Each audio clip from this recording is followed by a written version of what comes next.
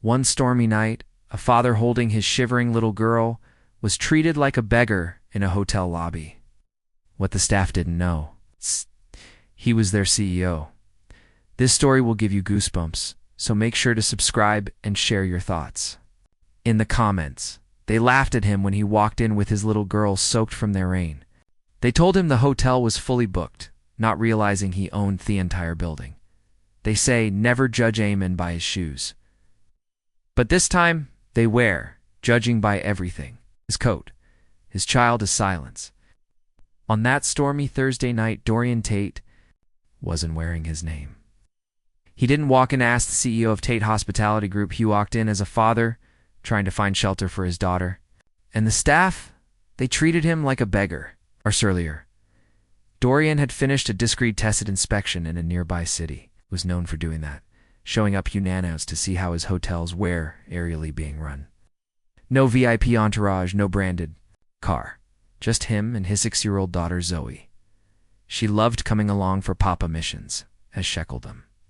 This time, the weather turned against them.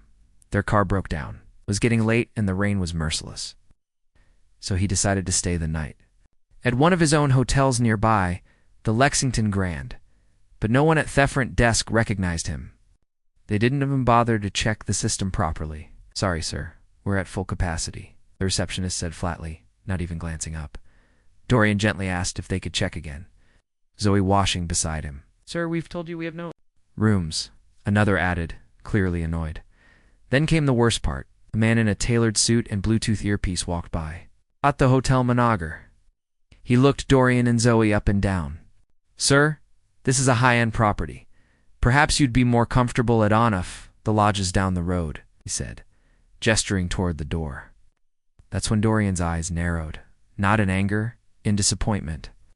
He nodded slowly, thanked him, and walked back out in the rain. The manager smirked, but Dorian didn't leave. He called his executive assistant. "Can you patch me through to the Lexington Grand's Generaline?" he asked. She connected him. "Hi, this is Mr. Dorian Tate. Please inform your manager. I'll be arriving shortly.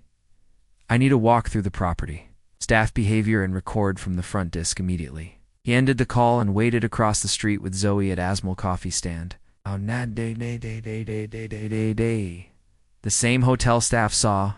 Black carpal up outstepped the district manager, a woman in heels and urgency. "Where-ish?" she barked. The front desk stammered. "Who?" The hotel manager was pale. The assistant pointed across that street. There, when Dorian crossed that street with Zoe in his arms, their face turned ghost white. The district manager rushed to greet him. "Mr. Tate, I am so sorry. We had no idea." Dorian raised a hand. "Save it. I'm not angry. I'm disappointed in this hotel. In its chart, in how you treat people who look like they can't offer you anything." The hotel manager tried to apologize, but Dorian looked him in the eye. "You know how many families this place turns away without trying? How many parents you embarrass? With your judgment?" The staff stood silent. "I built this hotel for travelers, for dignity, and tonight I saw none of that here." The manager's voice trembled. "Sir, please, I didn't." Dorian looked at Zoe. "Come on, sweetheart, let's go home." "Is Papa? Are you going to fix this place?" He looked around, then nodded. "Yes, baby, I will." The next morning, half the front desk staff was replaced. Sensitivity training was mandated and the manager reassigned, not fired, but sent a volunteer at a homeless shelter for 3 months. Dorian didn't believe in revenge. He believed in redemption. And sometimes people learn more when they're humbled than when they're punished. Weeks later, the hotel had its best reviews in months. Guests noted a warmer, more welcoming atmosphere. Dorian and Zoe returned quietly one weekend.